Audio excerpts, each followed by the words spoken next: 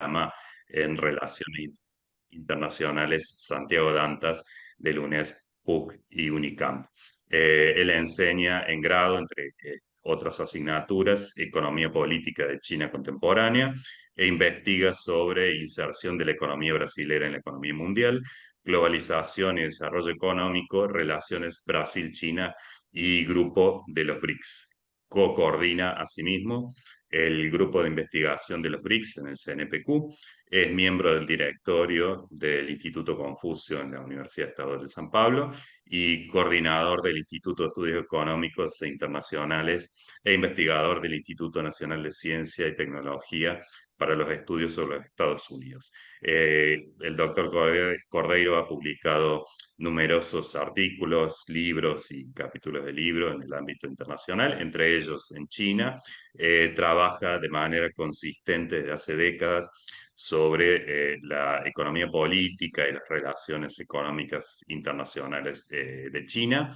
Y en esta oportunidad, nuestro seminario inicia con una charla a su cargo sobre las disputas tecnológicas internacionales y el papel de la estrategia Made in China 2025. Nos parece que es un tema de suma relevancia para entender el escenario económico actual y que asimismo nuestro disertante es una persona más que idónea para invitarnos a comprender ese plan económico del gobierno chino y sus implicancias en nuestra región y en la geoeconomía global. Y por supuesto que esperamos que sus ideas susciten la participación de todos y todas quienes estamos por escuchar atentamente su charla. Para ello, vamos a abrir con una presentación en torno a media hora del doctor Cordeiro y a continuación tenemos el espacio para debatir, intervenir y discutir entre todos. Así que, bueno, agradecemos mucho al doctor Cordeiro y lo escuchamos directamente. Adelante, Marcos. Hola, buenas noches. Muchísimas gracias por la invitación. Me gustaría de cumplimentar al doctor Ramiro Fernández, el director del proyecto CONICET China. También a mi colega y amigo Gustavo Santillan, por participar aquí con una platea que es muy calificada para la cuestión de los asuntos que nosotros vamos a empezar. Me gustaría adelantar una cosa así que me da mucha alegría, porque hace 20 años yo pude conocer el profesor Gustavo Santillan por un medio distinto, porque en aquel año yo fui invitado a traducir un artículo del profesor Gustavo Santillan con Jaime Silbert acerca de las transformaciones de la economía china, ¿no? Entonces nos quedamos viejo, profesor Gustavo, porque esto se hace 20 años, ¿no? De cuando empezamos, ¿no? Entonces yo voy a hablar, ¿no? Por una cuestión que es muy actual, que son las disputas tecnológicas internacionales y el rol de la estrategia Made in China 2025. ¿No? Una primera observación que nosotros podríamos hacer es que el ingreso de China en la globalización, si podríamos decir un desarrollo o a invitación por parte de Estados Unidos, se inicia con un diseño pensado por las cabezas, ¿no? De la élite de Estados Unidos, que era algo muy estanque, ¿no? Que sería algo así.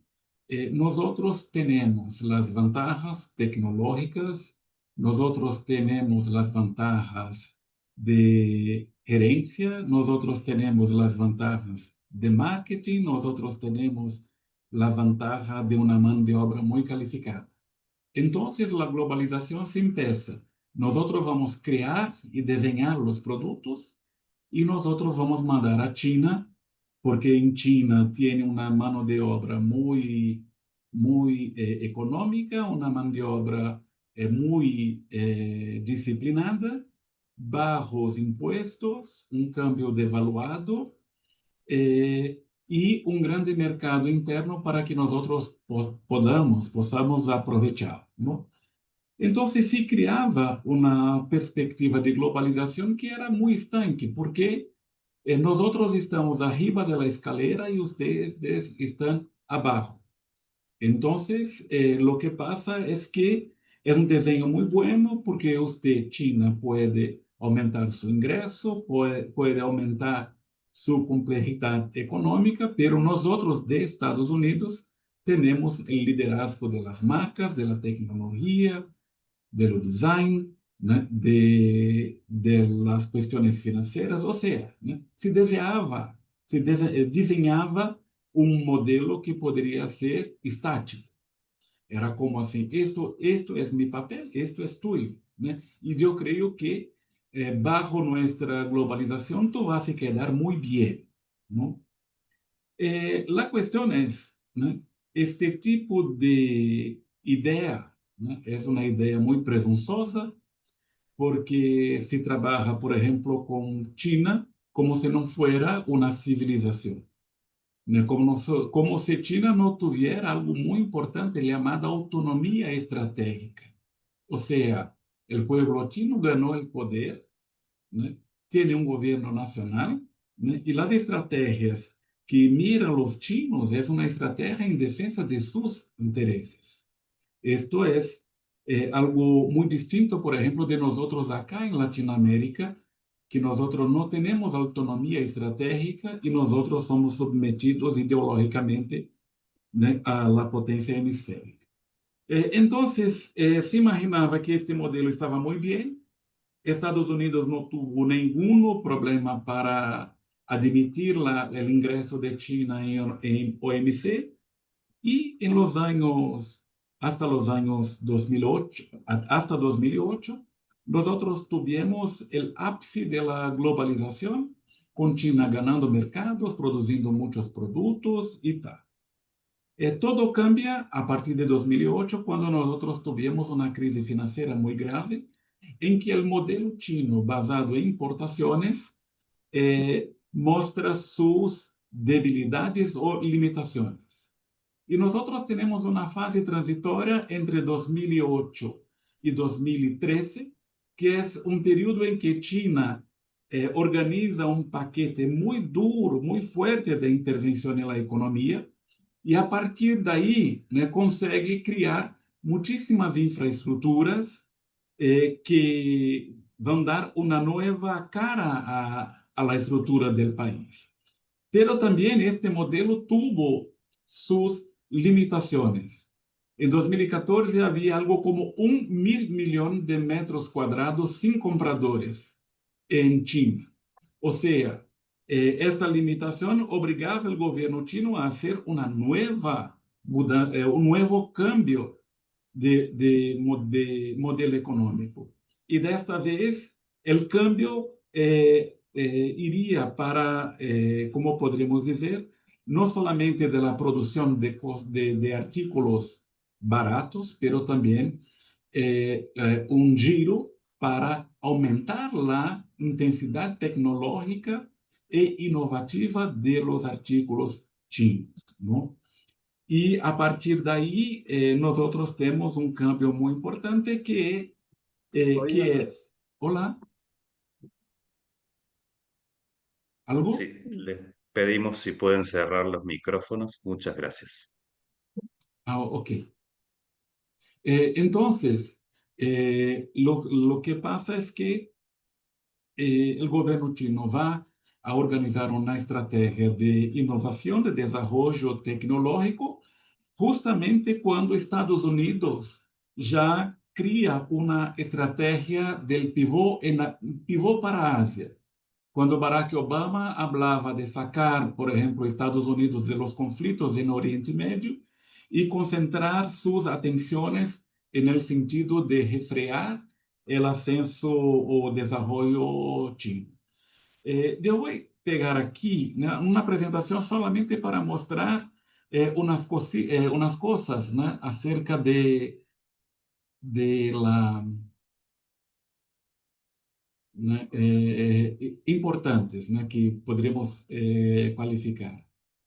Quando chega, por exemplo, eh, em los anos de 2015, principalmente 2015, se coloca em China a necessidade de organizar estratégia nacional e, como nós outros de América Latina, poderíamos dizer algo como uma substituição de importação de coisas que são muito avançadas em termos tecnológicos, não? E naquele momento, nós podemos citar com Lian, né? Em lugar de adotar medidas de estímulo a grande escala, como fizeram a maioria dos países ocidentais, hemos impulsionado o empreendimento e a inovação em grande escala para impulsionar a economia real e impulsar um crescimento sustenido mediante a reestruturação e a transformação de las capacidades. Entonces, cuando los chinos hablaban en aquel momento era de hacer un cambio, no solamente producir productos en larga escala con bajo valor agregado, ¿no? Si podremos mencionar, por ejemplo, en un iPhone en 2010, ¿no? En que un costo de producción total se quedaba en $180, el valor agregado en China era de solamente $7. O sea, ¿no? Necesitaba de organizar una otra estrategia para el país. Entonces, como cita acá, ¿no? Li Yinglong, profesor de la Escuela del Partido, con la innovación como eje central y la nueva estrategia de desarrollo, o sea, voltada al mercado interno, ¿no? Un paréntesis es que en este periodo el salario de los trabajadores de China ha aumentado de forma muy, ¿no? Muy acentuada. En este momento, en medianos de los años de la década de 2010, los salarios de los chinos ya eran mayores que de Brasil, Argentina, México, e estaba llegando cerca de lo trabajador de Portugal, ¿no? O sea, en la periferia de la Unión Europea. Entonces, volviendo, ¿no? Antes consideraban un imitador que producía montañas de productos baratos y de baja calidad. Se ha convertido en una fuente de productos y ideas creativas.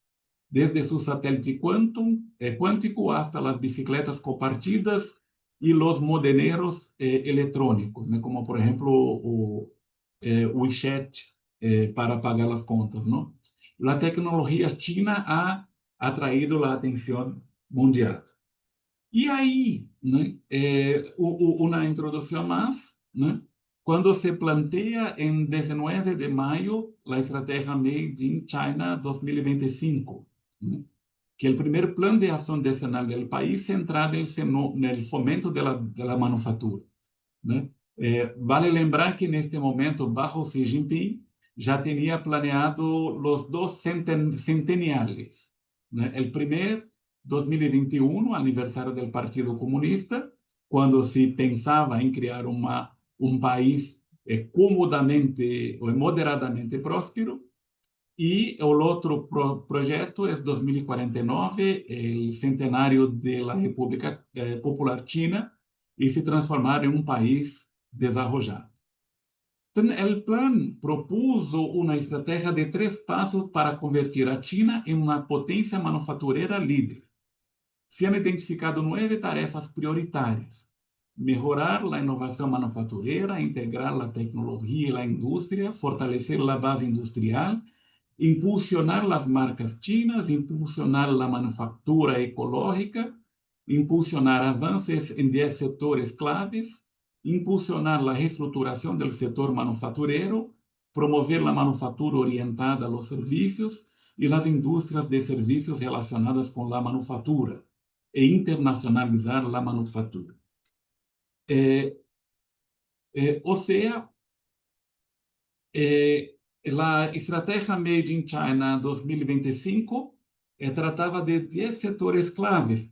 E como nós podemos mirar hoje, né, é algo que nós podemos mirar um planeamento, né, a formulação de de metas y también algo muy importante, una enseñanza para nosotros, de que estos planes no fiquen solamente en el papel, ¿no? Y se van a realidad. Por ejemplo, nuevas tecnologías de la información. Entonces, en este periodo nosotros tuvimos un avance muy grande, por ejemplo, de cuestiones relacionadas a la inteligencia artificial, y que nosotros podemos mencionar DeepSeek como un cambio paradigmático por cuenta de su eficiencia y bajo consumo de energía y bajo volumen de inversión. Cuestiones importantes como el avance del comercio electrónico, el avance, por ejemplo, de las cuestiones vinculadas a las ciudades inteligentes. Entonces, se ha desarrollado una gran cantidad de tecnologías, ¿no? Que podría se juntar al que la época llamaba Internet Plus, ¿no? Un proyecto chino que también coloca. Una cuestión importante, máquinas de herramientas de control numérico y robots de alta gama. En esto se podría considerar, por ejemplo, no solamente el desarrollo de China, que tiene hoy una manufactura muy robotizada. Entonces, cuando se mira esta tecnología para la construcción de coches eléctricos, se mira que hubo un cambio mundial de paradigma en el sector automotriz, ¿no? Que ha dejado Europa e incluso Estados Unidos por detrás, ¿no? De la competencia de las automotrices chinas, ¿no? También algo interesante en este nivel cuando se piensa en la compra por Midea de la planta alemana KUKA, que era hasta entonces la mayor productora de robots industriales del mundo, ¿no? Una cuestión muy interesante es los equipos aeroespaciales que se planteaba en este periodo, ¿no? Y desde acá nosotros vimos un cambio paradigmático, por ejemplo, cuando los chinos hicieron poner una sonda en el lado oculto de la Luna, y para la cual, né, la base de Neuquén tuvo un papel, un rol muy importante, pero también su propia estación espacial, ¿no? Algo que obtido, por ejemplo, con su propia tecnología, ¿no? Y claro que podríamos colocar aquí la cuestión de armamentos, algo como los misiles hipersónicos y más recién el desarrollo del primer avión de un caza chino de sexta generación. Otra cuestión que tuvo avances muy importantes, equipos de ingeniería oceánica y buques de alta gama. Hay dos ejemplos de lo que ya está. Por ejemplo, los submarinos para alcanzar altas profundidades en el mar. O podríamos mencionar los avances, por ejemplo, en la construcción de portaaviones, ¿no? China empieza con un casco que viene de Ucrania, ¿no? Desarrolla su primer, y después ya tiene otros dos creados con tecnología china, ¿no? Y con muchas innovaciones de lo cual se mide. Equipos de transporte ferroviario de alta gama, y ahí entra algo que es impresionante, ¿no? La primera vez que estuve en China fue en 2007, no tenía ningún kilómetro de trenes de alta velocidad. Tal vez el maglev que va del centro de Shanghai al aeropuerto de Pudong, pero toda la red ferroviaria de algo como 50.000 kilómetros de trenes de alta velocidad es algo muy impresionante, ¿no? Automóviles de bajo consumo y de nuevas energías, ¿no? Ahí entra, por ejemplo, este cambio que nosotros vimos con nuestros propios ojos, ¿no? Cómo se tiene, por ejemplo, la revolución creada a partir de BYD, né? Pero não somente BYD, pelo Great Wall Motors, Geely, outras companhias estão muito avançadas no desenvolvimento destes automóveis, não? Y se mira también no solamente las baterías que garantizan una mayor autonomía para los coches, pero también un grado de sofisticación y por la utilización maciza de robots, costos de producción muy baratos, ¿no?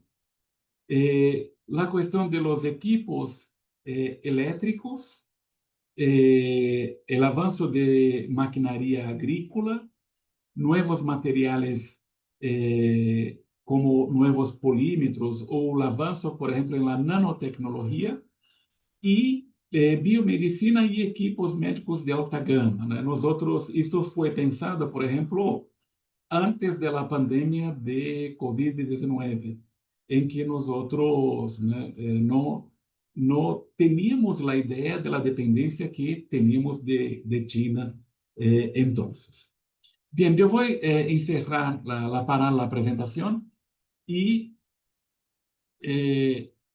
volver a hacer los comentarios, ¿no? Este contexto en que China tuvo un avance muy fuerte en su innovación tecnológica, fue también un periodo en que aumentó en mucho la competencia internacional, ¿no? Yo había hablado hace poco que la estrategia de Estados Unidos hacia China, né, había cambiado, né, como se podría decir en relaciones internacionales, né, de la contención por el engarramiento, né, y para la contención pura y simple, ¿no? Esto se empieza en el gobierno de Barack Obama, como dijo cuando Hillary Clinton en 2011 anunció un nuevo siglo americano para el Pacífico, y esto tuvo un nuevo cambio con Donald Trump, cuando no solamente para organizar una estrategia más abrangente para contener China, cuando se crea la perspectiva del concepto de Indo-Pacífico. Incluso se cambia el nombre del Comando de Pacífico para Comando Indo-Pacífico. O sea, centraliza las decisiones militares en un solo comando y se intenta organizar alianzas regionales, ¿no? Como el Quad, que junta a Estados Unidos, India, Australia y Japón, ¿no? Contra el avance chino. También el primer gobierno Trump se empieza, ¿no? La guerra tarifaria, y si nosotros volvemos, ¿no? En el tiempo, vamos a ver que los primeros productos que sufrieron, ¿no? Una alta de aranceles fueron justamente los productos previstos en el plan Made in China 2025. Y ahí se empieza no solamente la cuestión tarifaria, como también la prohibición, ¿no? De compartir tecnología de alta gama, en principal las tecnologías de semiconductores.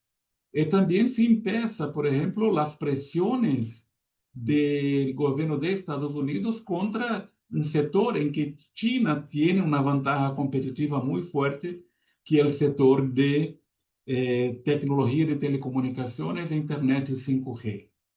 Entonces se prohíbe, por ejemplo, la venta de productos a ZTE y después se extiende esto a la Huawei, ¿no? Y cuando se tiene la pandemia, ¿no? Ahí se crea la cuestión de la urgencia en Estados Unidos para hacer el desacoplamiento económico, se empieza de una manera más fuerte los conceptos de nearshoring y reshoring, y también nosotros podemos considerar las restricciones al compartilhamento de tecnología de semicondutores. O sea, empieza una guerra de chips. Y nosotros sabemos que en China las importaciones de semiconductores son mayores que las importaciones de petróleo, ¿no? O sea, tentar contener China por negar el acceso, ¿no?, a semicondutores de alta gama, sería una manera de Estados Unidos garantizar, ¿no?, su hegemonía, ¿no?, colocar muchísimas trampas en China para evitar su propio desarrollo y también, ¿no?, criar una serie de sanciones y restricciones al desarrollo chino. Se vamos más adiante en el gobierno de Joe Biden, cuando se empieza con el CHIPS Act y después el acto de combate a la inflación. No me huyó el nombre, ¿no? AIRA, algo así, ¿no? Si pasa a colocar, así escribir y aprobar leyes que son algo como corporaciones, o de la época de las corporaciones de oficio, cuando se prohibía a los trabajadores cualificados a trabajar con una otra potencia. Entonces, por ejemplo, por CHIP Act, ningún ciudadano americano y ningún ciudadano con green card tiene autorización para trabajar con los chinos en tecnologías de alta gama y semiconductores. Y la cuestión importante es que, además de estas restricciones, ¿no?, China ha logrado en desarrollar tecnología y nosotros, en el fin de 2023, los americanos se quedaron muy sorprendidos cuando Huawei presenta su nuevo smartphone. Y en este nuevo smartphone se tiene chip de alta gama, no de lo nivel, ¿no?, de la empresa de Taiwán, es TSMC, ¿no?, de muy pequeño, de 3 nanos, pero algo como 8 nanos, o que es, jamás los americanos imaginaban, por ejemplo, que esto tenía un logro en tan corto tiempo, ¿no? Y lo hicieron. Incluso, por ejemplo, con la restricción que CHIPS Act impone, por ejemplo, a la empresa de Holanda, a ASLM, a vender las impresoras de chip, ¿no?, o el grande equipo para producir los chips de alta gama, ¿no? Entonces, cuando los chinos consegue lançar este smartphone de Huawei, ¿no?, es una manera de mostrar que, mira, además de las restricciones, nosotros vamos adelante. Y, ¿no?, también, volviendo a la cuestión que había dicho antes, la propia cuestión del desarrollo de inteligencia artificial. China hoy tiene la mayoría de los artículos de inteligencia artificial, tiene algo como la formación de más de 1 millón de ingenieros por año, tiene la formación de 10.000 doctores en ciencias y tecnologías por año, va criando una ventaja competitiva muy grande, ¿no?, y que en este momento ya no es más parable como se imaginaba antes, ¿no? Yo creo que las condiciones internacionales crean un escenario muy competitivo, muy duro, por ejemplo, para nosotros acá en Latinoamérica, porque la competencia va a aumentar y junto con la competencia van a aumentar las presiones de Estados Unidos contra nuestros países. Pero, ¿no?, si la historia sirve para algo, ¿no?, nosotros en América Latina podríamos pensar como la visión de largo plazo, o en caso de 10 años, ¿no?, ha logrado en transformar de manera muy sustantiva, ¿no?, el panorama económico, tecnológico, político, militar de China. Entonces, profesor Gustavo, me quedo aquí. Agradezco la oportunidad, ¿no?, y estoy a disposición para las cuestiones. Muchísimas gracias. Muy bien. Muchas gracias, Marcos, por la excelente presentación. Yo creo que ha sugerido en un tiempo, además, estrictamente ajustado al formato de este seminario, ha sugerido muchas cuestiones que a su vez yo creo que cada una de ellas que ha indicado el profesor Marcos deberían por fuerza suscitar nuestras preguntas, son ejes de altísima relevancia. En este sentido, y aprovechando la presencia de todos ustedes, yo abriría la posibilidad de realizar comentarios, intervenciones, preguntas, y bueno, a partir de ahí conversar entre todos. No sé si alguien tiene alguna intervención.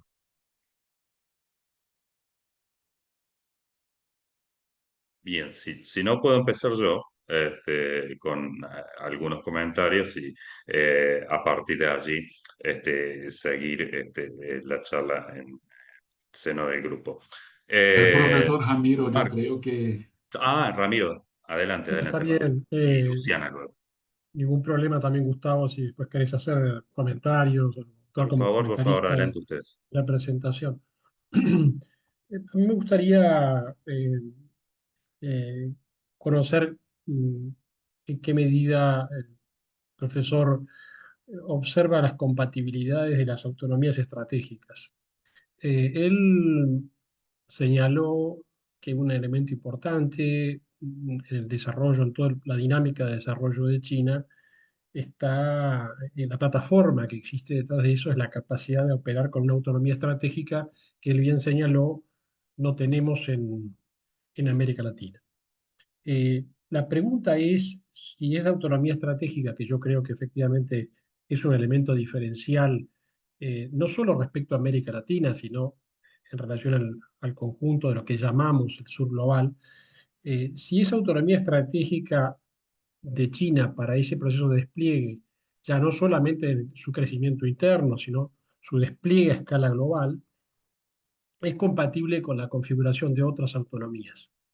Entonces ahí aparece la cuestión de cuántas autonomías son posibles en un escenario de reconfiguración de las hegemonías que nosotros sabemos, por lo menos del siglo XVI en adelante, no existen en los contextos de hegemonía autonomía para las periferias.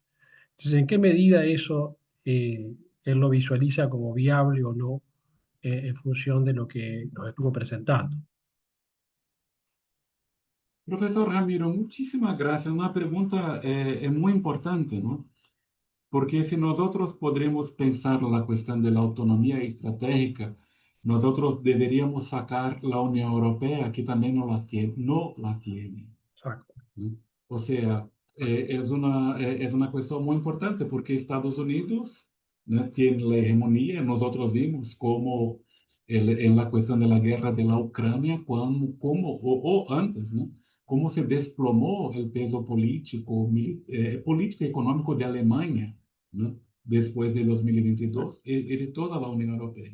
Yo Exacto. creo que Unión Europea, por ejemplo, es un continente ocupado por tropas de Estados Unidos, ¿no? Así, Podría decir que esos son nuestros amigos, pero si preguntar, por ejemplo, a alguien de la alternativa para Alemania, hablará que los americanos acá son invasores que están ocupando nuestro territorio.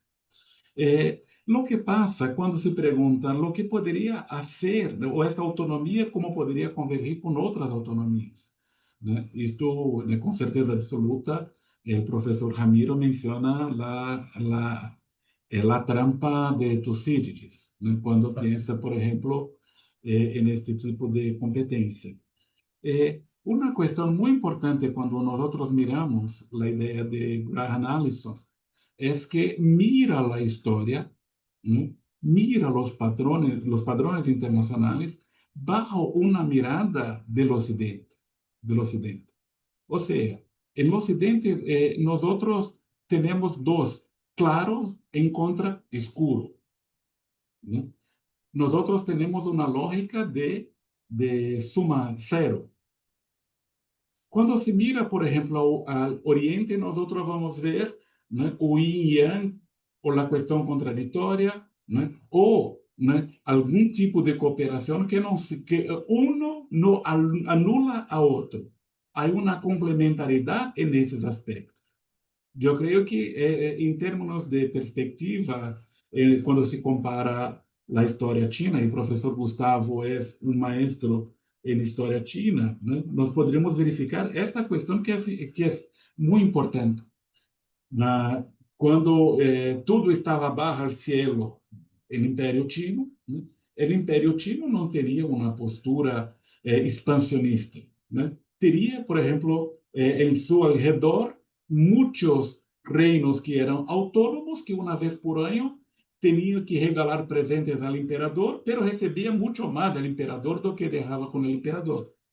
E aí, né, nós outros poderíamos pensar algo que se empieza com Hu Jintao, y que se continúa con Xi Jinping, que es la cuestión de un nuevo modelo de relacionamiento entre las grandes potencias, ¿no? Y ahí nosotros podríamos pensar acerca de las iniciativas globales de China, ¿no? Porque la iniciativa, por ejemplo, de civilización, habla que no hay un modelo que nosotros tenemos que exportar a otro, ¿no? Hay muchas civilizaciones que son muy antiguas que tienen su manera de organización. No hay una jerarquía. O la cuestión de la iniciativa de seguridad, ¿no? Cuando nosotros miramos que, olha, no se puede hacer su seguridad a despensas de terceros. Por ejemplo, si tuviese esa perspectiva Estados Unidos, como ya dice, por ejemplo, Meschmeyer, ou outros analistas, né, não se avançaria com tanta hambre hacia o sentido de Rússia e deixava ali um espaço estratégico, como ninguém vai a tentar fazer uma base em México, né, mirando em contra Estados Unidos, como não conseguiram fazer em Cuba. Então, a questão da segurança vista como se compreendendo, né, toda a complexidade do cenário internacional. Eu creio que é muito distinto, porque, para concluir, né, é uma pergunta muito rica, poderíamos quedar aqui muito tempo, não? A própria questão da doutrina Wolfowitz, que foi escrita em 1992, ¿no? En que hablaba que, sobre ninguna hipótesis, Estados Unidos va a dejar una otra potencia industrial fazer frente a ti, así, ¿no? Incluso los países de Europa. Y nosotros vimos como eso implicó, por ejemplo, para Alemanha cuando Angela Merkel intentó hacer una estrategia más autónoma. Yo pienso que nosotros, si la historia puede enseñar algo, nosotros deberíamos pensar cómo es la cabeza, ¿no?, de los chinos, de los asiáticos, ¿no? Y yo creo que puede pensarnos de algo distinto. Muchas gracias por la pregunta. Gracias, gracias Marco, muchas gracias por la respuesta, la reflexión. Bueno, gracias Ramiro, gracias Marcos. Entonces, Luciana tenía alguna pregunta, había levantado la mano. Sí, una pregunta no tan específica porque no son mis áreas de trabajo, pero sí me quedé pensando que Marcos mencionaba esta necesidad de aprender de estos planes de señales de China, que América Latina podía aprender de eso y vinculado con esto de tratar de aprender cómo funciona la cabeza de los chinos, me preguntaba si hay diferencias al interior de América Latina. Supongo que Brasil tendrá un mejor aprendizaje, un mayor acercamiento a estos modos que otros países como el nuestro, sin ir más lejos. Entonces, si podía contarnos, digamos, si conoce como el panorama hacia el interior de América Latina. Una cosa, Luciana, que yo aprendí pasando por muchos países de América Latina, es que nosotros somos iguales en casi todo. No hay una diferencia sustancial entre nosotros. Podemos ver isso, né, quando se empieza, por exemplo, um ataque especulativo em contra uma economia de América Latina. E neste momento, todas as economias de América Latina han sofrido um ataque especulativo, porque nós temos praticamente as mesmas características essenciais. Nosotros tenemos, ¿no? Una cosa distinta del chino. Entonces, por ejemplo, no diría en Buenos Aires, pero si va a Córdoba, ¿no? O a Mendoza, hay una diferencia entre las personas que están sirviendo en los restaurantes y las personas que están comiendo en restaurantes. En Brasil es mucho más evidente. Tú mira, quien está sirviendo es una persona negra, que es la mayor parte de la población, y quien está comiendo es una persona blanca. Entonces nosotros tenemos esto. Si mira, en México es lo mismo, en Chile es lo mismo. Entonces nosotros somos muy iguales, incluso en esta dificultad que nosotros tenemos de crear un proyecto. E não é uma coisa assim que se poderia ser, não, vamos fazer o plano. Nós podemos aprender, né? Pero lo que pasa es que nosotros no tenemos autonomía para nosotros escoger, ¿no? Nuestras propias estrategias. Esto es un problema muy grande. Yo pienso, por ejemplo, cuando Dilma Rousseff empezó a mudar, né, la estructura neoliberal de la economía, o sea, garantizar un poco más de autonomía al Estado para hacer inversiones sin este constrangimiento del déficit público o del tamaño de la deuda o de la relación entre deuda y PIB, ¿no? O PNB, PNB, no, Y PBI. PBI o PIB es lo mismo, está bien. ok, entonces es una lógica. Cuando se empieza a hacer esto, que puede ser una amenaza, ¿no? A hegemonía de Estados Unidos, se organiza, ¿no? Muchas maneras de estafas para desestabilizar los gobiernos de la región. Nosotros de América Latina, nosotros somos como Penélope de la historia de Homero. En 4 años nosotros tejemos una alfombra. En los otros 4 años nosotros vamos deshaciendo la alfombra. Entonces es un problema muy, muy fuerte de nosotros. Pero podríamos preguntar la cuestión del huevo da gallina, lo que viene primero. Nosotros vamos a hacer una estrategia para cambiar la lógica de la estructura política y económica, ¿no? O vamos a hacer lo contrario, vamos a garantizar el poder, primero garantizar el poder para después cambiar. O sea, ¿no? Es muy difícil, porque además nosotros tenemos problemas en nuestra estructura política. Entonces, por ejemplo, acerca de la motosserra de Milei, por ejemplo, ¿no? Eu vou acabar com todas as famílias que vivem comendo do Estado.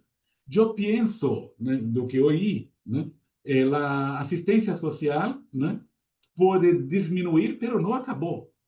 E por que não acabou? Porque os partidos políticos necessitam do voto da gente. ¿No? O sea, tiene que ser algo muy inmediato por cuenta de nuestro sistema político. Es como aquí en Brasil, vamos a cambiar la cuestión del Bolsa Familia, la cuestión de la asistencia social o de la cuestión de los jubilados y vamos a guardar plata para hacer inversiones de largo plazo. Quien proponer esto no va a ganar las elecciones. Eso puede ser Bolsonaro, puede ser Lula, Fernando Henrique y tal. Es un problema estructural que nosotros tenemos. Mas é importante saber que que o mundo não é o mundo China, né, como se falava os neoliberales, porque China é o acrônimo There is no alternative. Né? Ou seja, né, nós temos que mirar porque podemos fazer distinto. Não temos as condições, pero podemos fazer distinto. Gracias, Luciana, por la pregunta.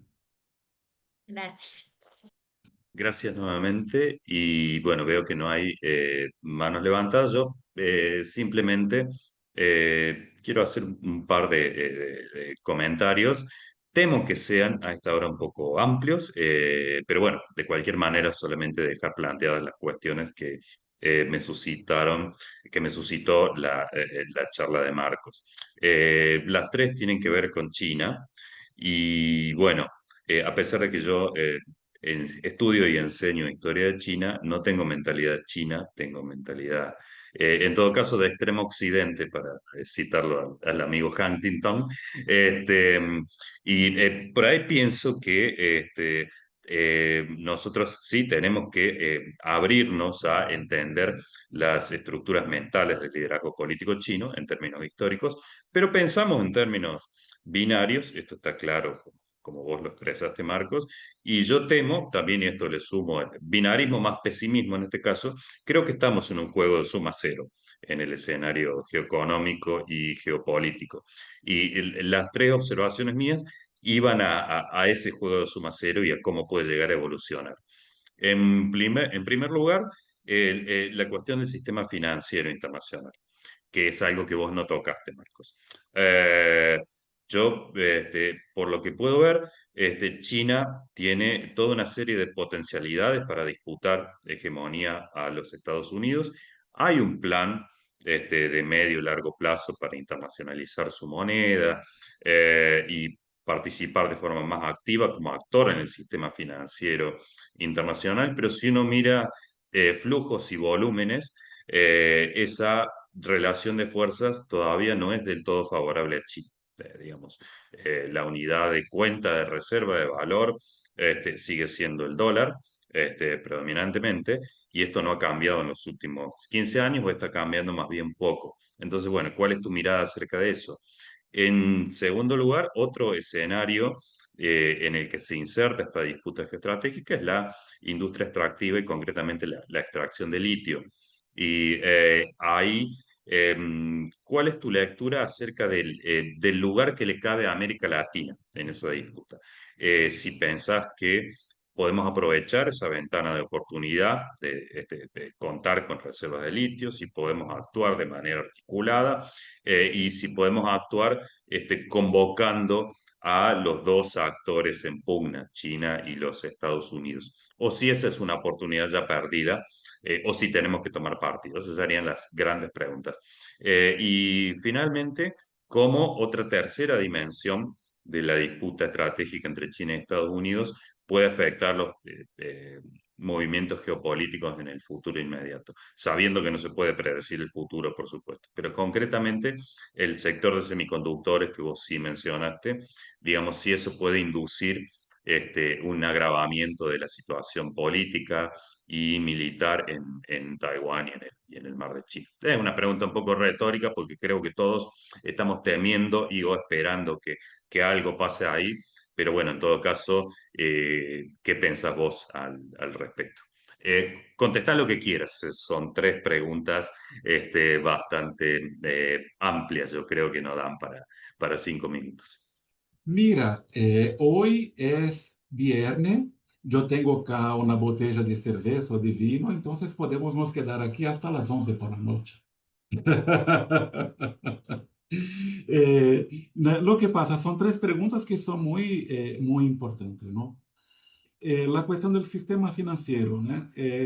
Yo concordo con usted que el predominio del dólar aún es fundamental, ¿no?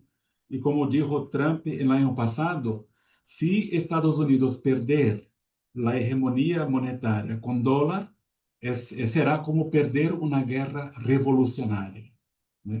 Trump lo dijo eso.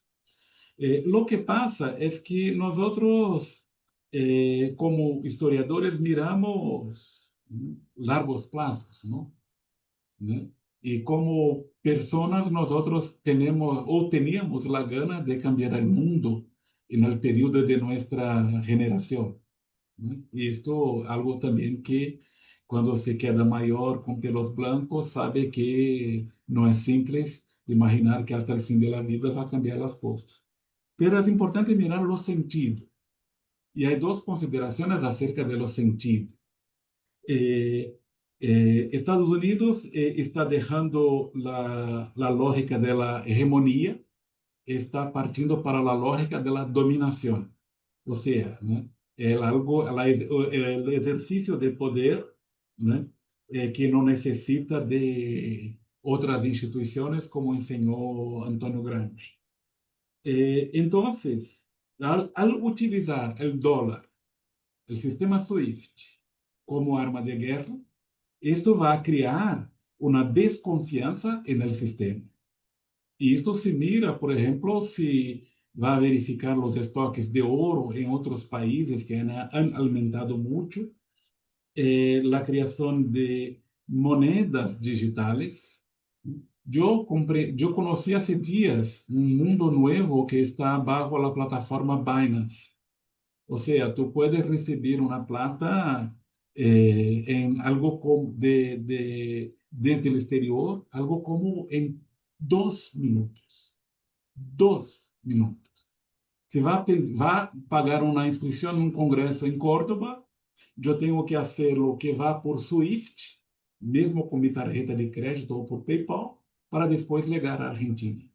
Entonces, esto es una modificación que es muy estructural, ¿no? Que es muy estructural, que puede colocar en jaque la cuestión del dólar en términos mundiales. Y la otra cuestión importante es el hecho de que hoy la mayoría de los países tiene China como el principal socio comercial. O sea, ¿no? Es algo que, mirando la fotografía, nosotros estamos viendo aún la hegemonía del dólar. Mirando la película y apostando en el movimiento, yo creo que este tipo de poder en las próximas décadas, ¿no? Disminuirá y mucho. No sé si está claro lo que digo. La cuestión 2, acerca de nuestro del rol de América Latina en la economía mundial. Eh, yo estaba hablando aquí de la llamada trampa del ingreso medio, que nosotros estamos, ¿no? Hasta por lo menos 40 años. Y ahí entra, ¿no? ¿Cuál es nuestro rol? Y una cuestión importante es, nosotros no vamos a crear, ¿no? En la actual situación tecnológica mundial, nosotros no vamos a conseguir a competir con los chinos en coches eléctricos. Nosotros no tenemos como, en este momento, desarrollar una industria de semicondutores disruptiva. Nosotros ahí sí tenemos que aprovechar, ¿no?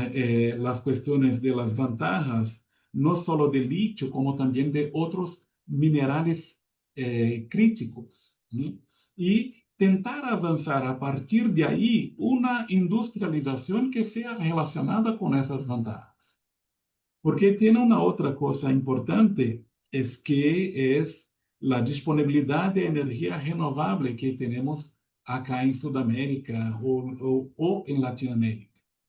Entonces, por ejemplo, cuando se mira la propuesta de Brasil, una nueva industrialización, la nueva industrialización va a se relacionar, por ejemplo, con las ventajas en términos de energía barata, ¿no? Y también en aprovechar eh, la manufactura de estas materias primas que nosotros tenemos. Hay, ¿no? Una cuestión interesante que podríamos mirar sobre las dos posturas de Estados Unidos y la postura de China.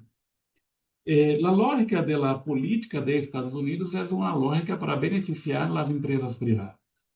Y las empresas privadas solo vienen si tienen una tabla de relación costo-beneficio muy clara y muy evidente. Las empresas de Estados Unidos se mueven mucho más por conta de estos intereses privados y menos por los intereses estratégicos de su país. Al distinto de las empresas chinas, mismo las privadas, Essas empresas estão motivadas por sus gobiernos, ¿no? Pero por el gobierno chino.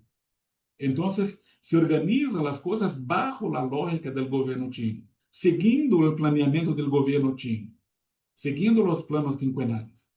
O sea, esto es algo que podría ser para nosotros las negociaciones en términos de gobierno, hacer con que se críe o se aproveche esas oportunidades, ¿no? Porque no es la misma cosa tener, ¿no?, una empresa de Estados Unidos y una otra de China, ¿no? La actuación de una, ¿no?, es garantizada por el corto plazo de los retornos de las inversiones y la otra es organizada por el interés del gobierno. Por ejemplo, algo que se podría pensar, una ferrovía paga por los chinos en Laos sería inviable por cualquier conta. La ferrovía tiene metade del PNB de Laos. O sea, no se pensar en corto plazo, no se va a mirar, por ejemplo, qué tipo de desarrollo que se puede crear en aquella región. Es algo que las empresas chinas están bajo estas directrices. La última pregunta, muy rápido, que yo anoté aquí, yo me esquecí. ¿Cuál es la pregunta? Sobre la disputa en torno al sector de semiconductores, cómo Sí, afecta el escenario en el mar de sí, China y en sí, Taiwán. sí. Das muteado, Marcos. Same song. No. La cuestión es, nosotros vivimos una competencia internacional que son basadas en las armas nucleares.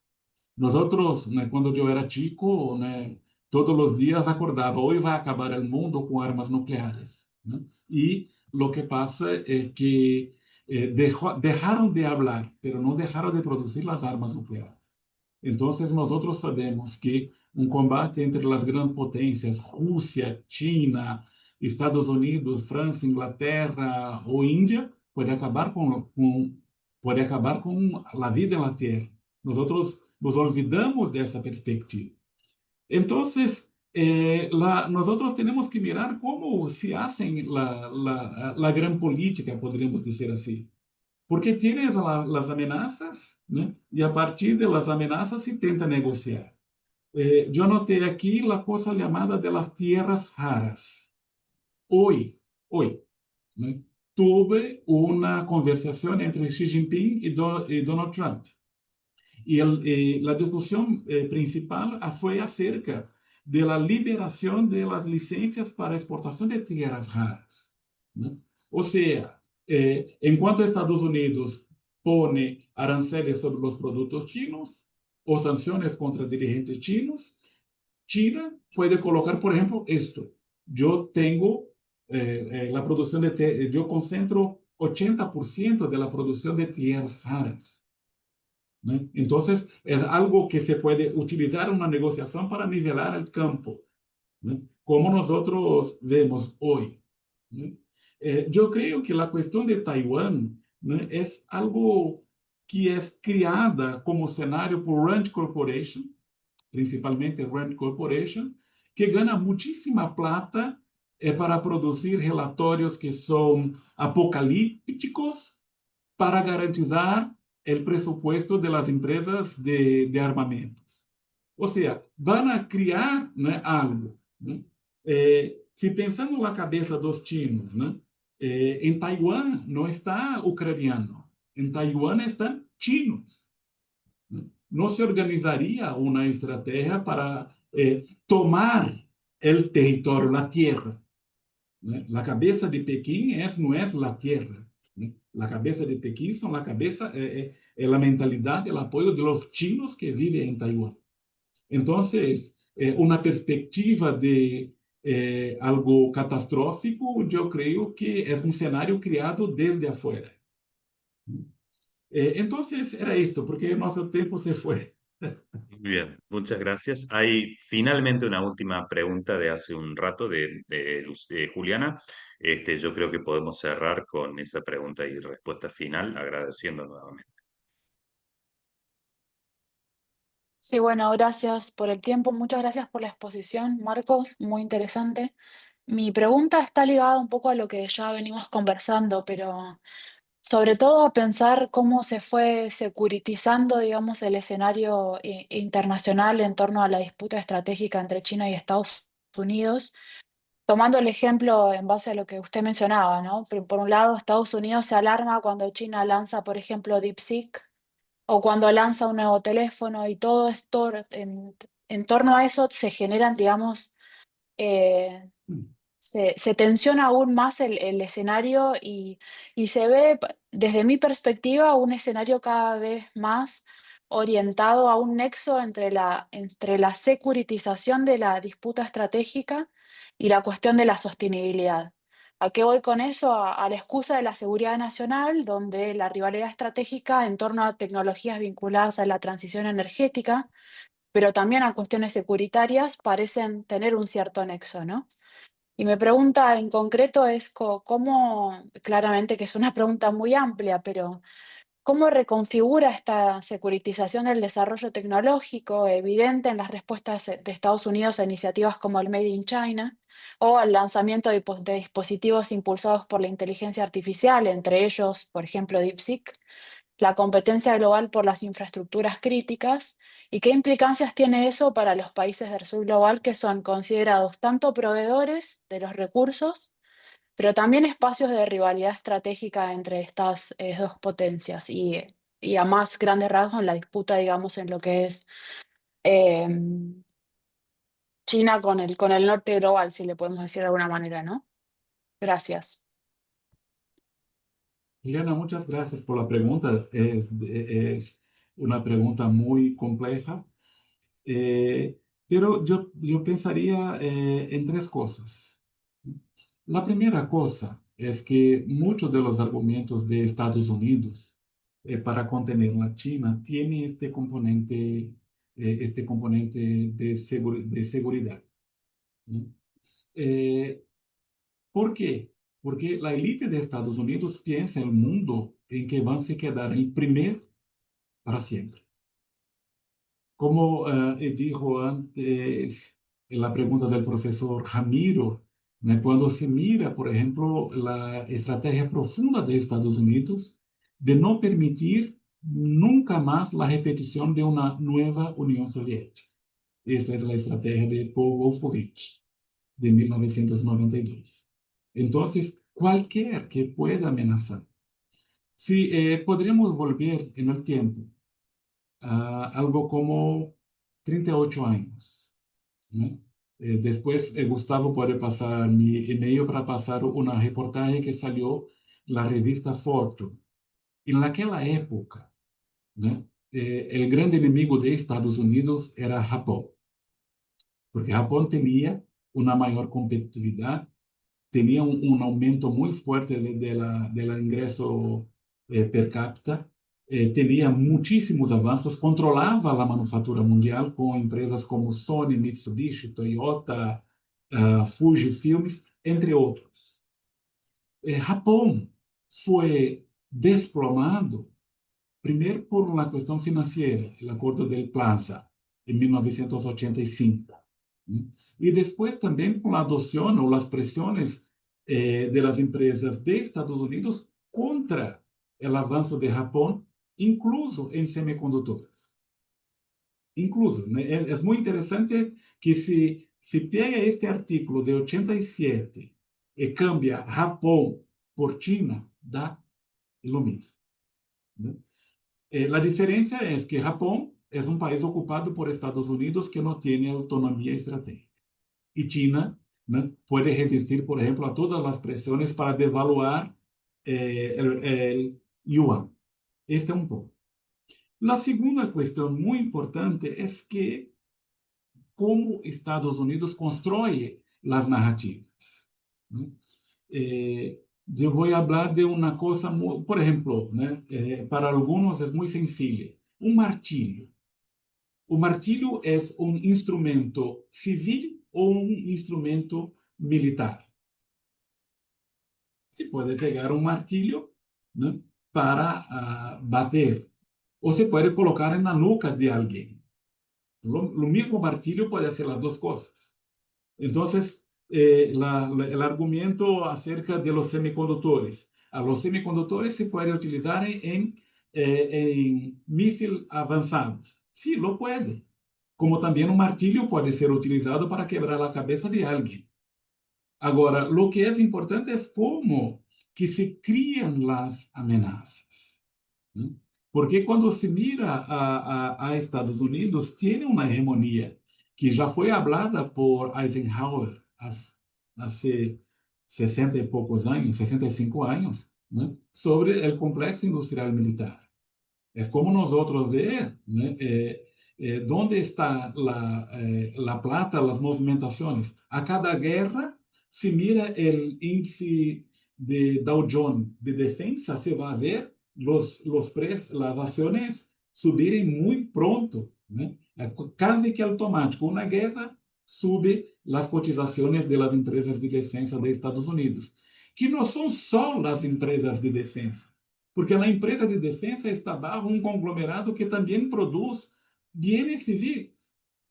Por exemplo, vamos falar assim, Microsoft ou Apple não pertence ao complexo industrial militar de Estados Unidos. Então, se cria, né, um inimigo que é poderoso para justificar, por exemplo, o gasto de agora billón, ¿no? $1 billón en el presupuesto que está en discusión en el Congreso de Estados Unidos. Y una otra cosa, ¿no? Que nosotros podríamos pensar acerca de estas rivalidades es que yo tengo la impresión que para el ethos social de Estados Unidos hay que siempre tener un enemigo, ¿no?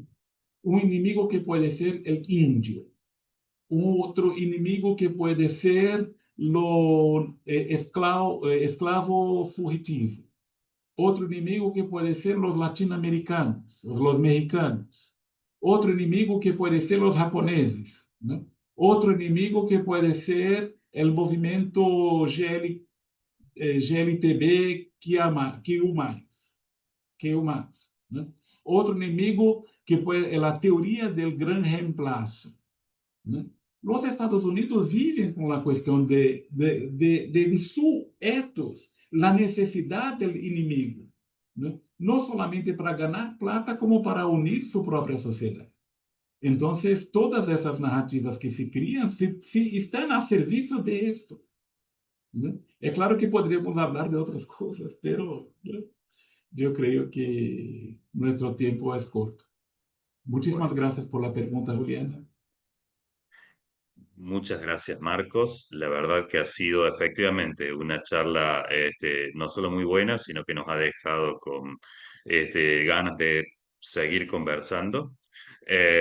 Y bueno, agradecemos también al público presente que ha apoyado y acompañado esta primera edición de nuestro seminario.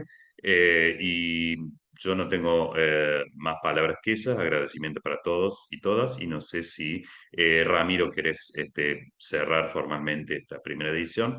Esperando volver a encontrarnos pronto con alguna otra temática. Bueno, nada más agradecerle al profesor Marcos por su presentación, por su disposición para participar del seminario, por la riqueza del aporte que hace y por la posibilidad de construir a partir de ahí un diálogo con nosotros. Siempre aspiramos a que estas instancias sean instancias que sirvan como plataforma para continuar el diálogo a nivel académico, a nivel institucional. Así que agradecerle al profesor por su presentación y por su disposición y esperamos continuar este diálogo en otras instancias, ¿no? Seguramente. Muy bien. Ya comprobamos que el portuñol es muy bueno, así que podemos seguir Excelente. trabajando. Excelente, Lo vamos a excelente. Gracias proponer por el como lengua esfuerzo. franca del programa. Sí, Gracias por el esto. esfuerzo. Ha sido Muchas excelente. gracias, Marcos. Muchísimas gracias por la invitación, los amigos, ¿no? Yo tengo a Gustavo como un amigo de hace 20 años, mismo cuando no lo conocí. Conocía sus ideas. Muchísimas gracias, Muy hasta bien. pronto. Yo estoy a disposición de usted. Muchas Muchas gracias, gracias. profesor Hasta Marcos. luego. Hasta Chao. luego.